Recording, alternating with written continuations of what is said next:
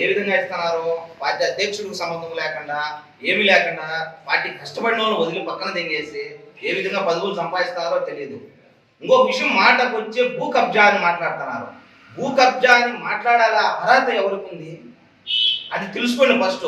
భూ కబ్జా మేడా విజయశేఖర్ రెడ్డి ఎక్కడైనా చేసినాడని మీరు నిరూపించగలిగితే ఈ రోజు కానీ ఎప్పుడైనా ఆయన సంతకం పెట్టి పేద ప్రజలకు ఇవ్వడానికి సిద్ధంగా ఉన్నాను అని చెప్పాడు. మీరు ఇస్తారా? ఎక్కడికైనా రండి, మీ సర్వే నెంబర్లతో సహా నేను చెబుతా. ఆనాడు నా చేతనే ఈ రోజు జిల్లా అధ్యక్షుడిగా ఉన్న ఆకేపాటి అమర్నాథ్ రెడ్డి గారు, ప్లస్ ఆ రోజు మండల అధ్యక్షుడిగా ఉన్న సిద్ధవరం గోపిరెడ్డి, మిథున్ రెడ్డి గారు, జగన్మోహన్ రెడ్డి కాడ నెందలూరు మండలంలో వేల ఎకరాలు కబ్జాకు గురవుతున్నాయి. ఈ కబ్జాను మనం గవర్నమెంట్ వచ్చినాక ఇదే రోడ్లో బస్సు యాత్రలో మనం కాబోయే ముఖ్యమంత్రి జగన్మోహన్ రెడ్డి పోతున్నాడు. ఈ కబ్జాదారుల చేత వాళ్ళ భర్తం పట్టిస్తాము, వాళ్ళ భూములు ఎరికి పెరికిస్తామని చెప్పి నా చేత సుయాన మిథున్ రెడ్డి గారే మీ మీద కోర్టుకెప్పించారు. ఈ రోజు మీకు ఎట్ట పదవులు ఇస్తున్నారు? వైసీపీలో ఏ విధంగా మీ పదవులు ఇస్తున్నారు? మేడా విజయశేఖర్ రెడ్డి ఎక్కడైనా, రాజంపేట నియోజకవర్గంలో కాదు బయట కాదు, ఎక్కడైనా మీరు నిరూపించండి. ఆయన ఎక్కడైనా సంతకం పెట్టేదానికి సిద్ధం. నేను నిరూపిస్తా. ఇత్తు సర్వే నెంబర్తో సహా ఎన్ని ఎకరాలు ఉన్నాయి, మీ చుట్టూ ఒక వలయాన్ని ఏర్పరిచావు, ఆ వలయానికే మొత్తం కట్టి పెట్టావు. ఇది నిజమా కాదా? కాదని నువ్వు నిరూపిస్తావంటావు. ఇంకొక ఆయన మాట్లాడతాడు అభివృద్ధి జరిగిందని. ఎక్కడ అభివృద్ధి జరిగిందయ్యా? నెందలూరు నుంచి చింతకాయపల్లి టంగుటూరు వరకు రోడ్డే లేదు. 10 ఏళ్ళు ఎమ్మెల్యేగా ఉండవు. నేను ఈ రోజు ఓపెన్ ఛాలెంజ్, రేపు మా విజయశేఖర్ రెడ్డికి ఏ పదవి వచ్చినా 6 నెలల్లో ఆ రోడ్డు పూర్తి చేయించి తీరుతా. మా సొంత డబ్బులతో.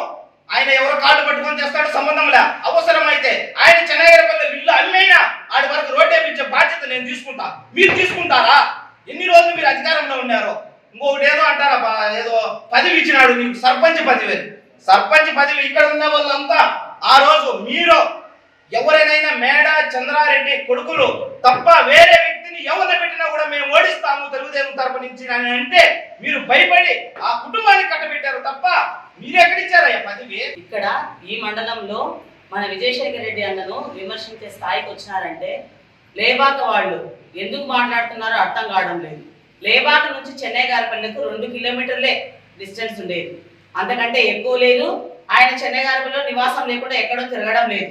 సంసారం ఇక్కడే ఉన్నాడు, 24 అవర్స్ అందుబాటులోనే ఉన్నాడు. ఆయన జబర్దస్త్ మీరు జాగ్రత్తగా ఉండండి, మేము ఉండాము, మా ఏటికి మీరు భయపడండి అని బెదిరిస్తున్నారు. మీరు ఎందుకన్నా మీరు అట్లా బెదిరిస్తున్నారు? ఆయన ఏం చేయలేదు చెప్పండి. ఏదైనా ఆధారం ఉంటే ఫస్ట్ ఆధారం చూపించి మాట్లాడండి, విత్ ప్రూఫ్ ఉంటే కనుక ఈ పొద్దు నుంచి ఆయన ఈ తెలుగుదేశం పార్టీలో తిరగడు. ఈ రాజకీయం అనేది గమ్మున ఇంటి దగ్గరే ఉంటాడు. మీరు నిరూపించండి. ఫస్ట్ నిరూపణలు లేకుండా మీరు మాట్లాడద్దు. సర్పంచ్ పదవి భిక్షాటన చేసిన అంటున్నారు కదా మేడా మల్లికార్జున రెడ్డి గారు.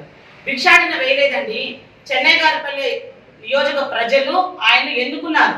ఇష్టపూర్వకంగా వాళ్ళ నాన్నగారి మీద గౌరవంతో ఆయన్ను మేము ఎన్నుకున్నాం. ఎవరు భిక్షాటనో ఎవరో రాసిచ్చే పదవులు కాదవి, జనాలు ఎన్నుకోవాలి. ఒక ఇప్పుడు లేని ఎమ్మెల్యేకి మీరు అంటున్నారు కదా చేతగాని ఎమ్మెల్యే అంటే ఒప్పుకోమని. నేనే అంటున్నా, నా పేరు చీనేపల్లి హరీష్ కుమార్, నేను కాపు నాయకుడినే. నేనే అంటున్నా ఈ మాట. చేతగాని ఎమ్మెల్యే మేడా మల్లికార్జున రెడ్డి, మీ నుంచి ఏమవుతుంది అనేది మీరు అంటున్నారు. విజయశేఖర్ రెడ్డిని మేము తిరగనీము, మా వల్ల అవుతుంది, మేము ఏదో లేబాక అంటున్నావు. నాది రాజంపేట. అవునే, నువ్వు రాజంపేట ఎవరిని అడిగినా చెప్తాడు ఇదే మాట. మీకు ఫైనల్గా చెప్పేది ఏమంటే మీరేదో చూసి లేవనెత్తుతారు, కార్యకర్తలు భయపడిస్తారు అనుకుంటున్నారేమో. ఈ రోజులు మేము గమనే చూస్తూ ఉన్నాం. ఇకపై మీరు ఎవరిని బెదిరిస్తారు బెదిరియండి, మా చేతన ఏమవుతుందో మేము చేస్తాం. మీకు త్వరలోనే ఉంది, 3 నెలలు టైం ఉంది మీకు. మీ ఎమ్మెల్యే గారిని మిమ్మల్ని అందరినీ పంపించే కార్యక్రమంలో మేము ఉంటున్నాము. కాబట్టి నోరు అదుపులో పెట్టుకొని మాట్లాడితే, నర్సయ్య గారు మీకే చెప్తున్నా ఇదే మాట, నోరు చాలా అదుపులో ఉండాలి. ఒక్కవేళ అదుపులు తప్పిందనుకో మా నోరు కూడా పని పెట్టాల్సి వస్తుంది. ఇది మా గుర్తు పెట్టుకొని మీ ప్రెస్ మీట్లో మీ ఎమ్మెల్యే నీకు గొప్ప అయితే నువ్వు మాట్లాడుకో. మా అన్నను ఒక మాట ఒకసారి అన్నామంటే నువ్వు ఏడుకొస్తావు కాదు, నీ ఇళ్ళ కాడికి మేము వస్తాం, మాకు చేత అవుతుంది. నీకు ఎంతవరకు మాట్లాడాలో అంతవరకే మాట్లాడు. ఏదైనా నీ కాడికి రావాలని మేము వస్తాం నీ ఇంటికాడికి. నువ్వేం పెద్ద డాన్ బాస్కో కాదు మాకు.